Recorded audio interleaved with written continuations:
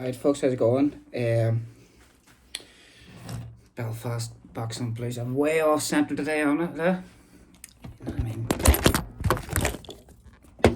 Absolute disaster, like, just an absolute disaster of a person.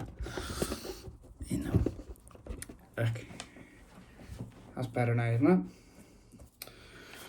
So what's so what's going on here? What is going on? Really? Yeah, we have been talking about the heavyweight situation in America, which was a much deeper question than what I had first even entertained. I sort of just was having a bit of a laugh, but coincidentally, Paulie Malignaggi was on that new Simon Jordan show, new studio and all. By the way, brilliant, great job, looks well. George Groves, fantastic pundit. Addy, it's a top thing they've got going there. Mr. Jordan himself comes in for a bit of stick, like, but I don't think he's all as nasty as what he's made out to be. You know what I mean? Maybe he is. He probably is. But yeah, so they had Paulie on, and Paulie was they were having a wee chat about them. It just come up, conversation. The heavyweight situation, and Paulie sort of attacked it from an angle of it's a cultural thing that's been going on in the States for a while. So, in terms of Western culture, we've become westernized, we've become very soft, with the same thing applying here to a degree. For some reason, we still seem to be getting a lot of great heavyweight fighters out of here. Whatever that is, but I mean, it really isn't just as simple as putting it down to these guys are all, whether with the NFL or with the NBA. Or I didn't imagine there would be so many of them in the NBA. I was sort of the basketball players were rather sort of lithe, but apparently not. I suppose cutting weight and all that. And even if you look at some of the great American fighters, their footwork and their movement is comparable, really, to the finer stuff that goes on in basketball. And I suppose that's connected too, even with the rap, that end of their culture and stuff. You talk about the flow, how's the flow, and they do that with basketball. There's not so much flow spoken about in boxing, but if you watch Mayweather going about his business and some of his finer performances, you can see that he's got that flow, and it's nice. It's good to see. So I think Simon Jordan was a wee bit put out because Paulie was just brilliant. You know what I mean? And Simon Jordan was like, I think he said something at the end. Is like, I'm the guy that throws, 100 different sentences in before the end. That's what Paulie says. He says, I know that was my last segment, so I was just firing it in there, So there you go. I mean, yeah, like I say, guys, it's not very professional or anything, but coming from here,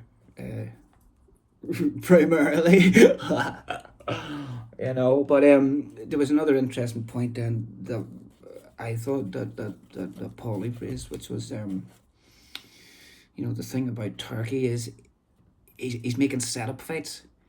He's making fights, and then he's going, yeah, after Joshua beats Dubois, we're going to stick him in with Fury. Like, it's like, Turkey,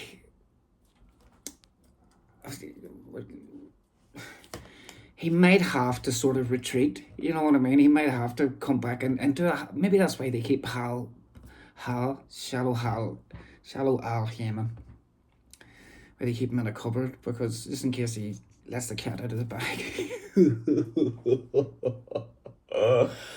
As far as business and stuff like that goes, just to prevent insider trading, whatever they call it,